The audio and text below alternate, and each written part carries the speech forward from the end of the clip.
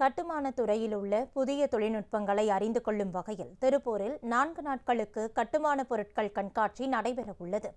திருப்பூரிலிருந்து தாராபுரம் செல்லும் சாலையில் உள்ள வித்யா கார்த்திக் மஹாலில் வரும் 18ஆம் தேதி தொடங்கி 21ஆம் தேதி வரை 4 நாட்கள் கண்காட்சி நடைபெறவுள்ளது. கண்காட்சியில் 200 அரங்குகள் அமைக்கப்பட உள்ளன. இதில் கட்டிடங்களுக்கு தேவையான உட்புறம் மற்றும் வெளிப்புறங்களுக்கு புதிதாக அறிமுகப்படுத்தப்பட்ட உள்ள பொருட்கள் மற்றும் டைல்ஸ், சானிட்டரி வேர்ஸ் உள்ளிட்ட புதிய ரகங்கள் காட்சிப்படுத்தப்படும்.